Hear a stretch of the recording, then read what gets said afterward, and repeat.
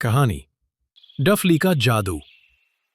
बहुत समय पहले एक घना जंगल था जहां किसी इंसान की हिम्मत नहीं होती थी कि वह गहराई में जाए।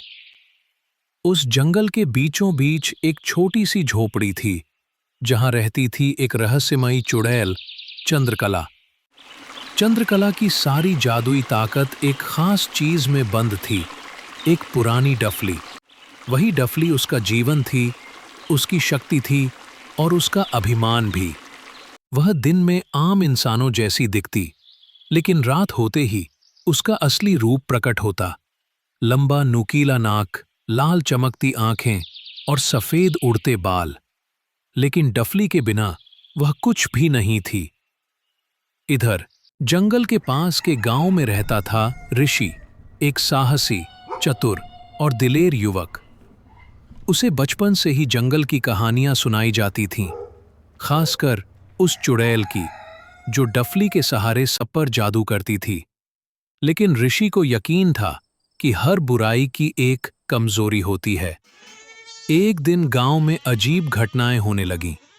बच्चों का अचानक बीमार पड़ जाना, दूध खट्टा हो जाना और रात को डरावनी आवाजें सुनाई देना।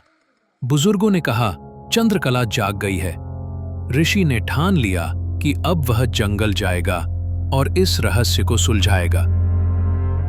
ऋषि सूरज डूबने से पहले जंगल में घुसा। रास्ता मुश्किल था, लेकिन उसके हौसले मजबूत। उसे झोपड़ी मिल गई। वहां बैठी थी चुड़ैल, एक खूबसूरत स्त्री के रूप में, मोहक मुस्कान और मधुर आवाज। ओ यात्री, क्या तुम खो गए हो? ऋषि जानता था कि उसे सीधे सवाल नहीं करने चाहिए। उसने मुस्कुराते हुए कहा, नहीं, मैं तो संगीत ढूंढने आया हूँ। सुना है आप डफली बजाती हैं? हाँ, वाकई तुम समझदार हो। हाँ, यह डफली ही मेरा संगीत है। ऋषि ने चतुराई से बातों बातों में चुड़ैल को उलझा लिया। वो उसकी तारीफ करता रहा और धीरे धीरे उसके करीब जाता गया। अचानक उसने डफली को देखा।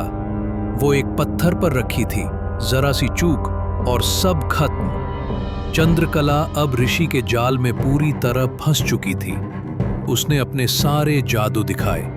पेड़ हिलने लगे, रोशनी नाचने लगी, लेकिन ऋषि शांत रहा। अचानक एक बिजली की तेज चमक के साथ ऋषि ने छलांग लगाई, डफली उठाई और उसे जमीन पर पूरी ताकत से दे मारा। डफली टूट गई। एक अजीब सी चीख जंगल में गूंज उठी। चुड़ैल जमीन पर गिर पड़ी। उसकी आंखों से आंसू बहने लगे, लेकिन वो अब पहले जैसी डरावनी नहीं रही। उसका चेहरा शांत था, जैसे किसी को सदियों बाद मुक्ति मिली हो। तुमने मुझे आजाद कर दिया। तुम इंसानों को तकलीफ नहीं दोगी। नहीं, मैं बंदी थी, उस डफली में बंधा एक श्राप। अब मैं मुक्त हूँ। और फिर वो हवा में गायब हो गई, एक हल्की मुस्कान के साथ। गांव में सब कुछ वापस सामान्य हो गया। ऋषि अब हीरो था, लेकिन वो जानता था कि असली जीत उसकी चालाकी और धैर्य की थी, और डफली की उस ताकत की जिसे समझकर उसने चुड़ैल को खुद उसकी ही कैद से मुक्ति दिलाई। कभी-कभी बुराई को हराना नहीं, समझना जरूरी होता है।